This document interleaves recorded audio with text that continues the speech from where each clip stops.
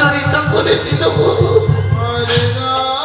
আমি খিদের জ্বালা সহ্য করতে পারছি না, আমাকে খেতে দাও, খেতে দাও।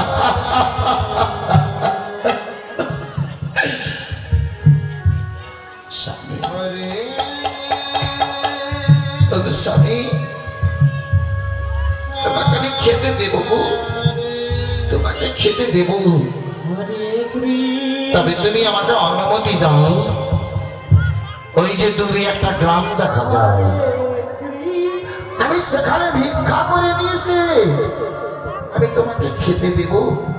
না না না না, তুমি রাজার মেয়ে, তুমি ভিক্ষা যেতে পারো না, তুমি ভিক্ষা যাবে না।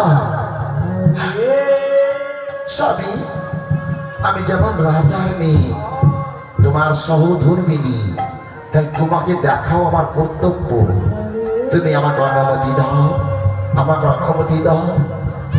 বেশ, যাও যাও, তুমি আমার জন্য খাবার নিয়ে এসো।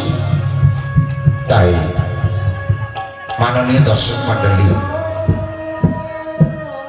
আজকে যে লীলাটি আমরা পরিবেশন করছি, আমরা যে লীলাটি আস্বাদন করছি, এটা হচ্ছে দেবী ভাগবত থেকে নেওয়া। যারা দেবী ভাগবত পড়েছে তারা এই অনস্যার জীবন চরিত্র জানতে পারবে। অনস্যা কি করল, বনের মধ্যে লতা পাতা দিয়ে একটা ছোট্ট কুটির নির্মাণ করলেন, আর সেই কুটিরে ওর থেকে বসিয়ে রেখে নগরে নগরে ভিক্ষা করে ওর দিকে খাওয়াতো। এটা আমার কথা না, এটা শাস্ত্রের কথা। তাই সন্ধ্যা থেকে আরো একটা লীলা আমরা আস্বাদন করেছি, সেটা হচ্ছে চাপাল গোপাল উদ্ধার। কলিযুগের নদিয়ার গৌরাঙ্গ মহাপ্রভু অবতার হয়েছে, সেই সূত্রে আমরা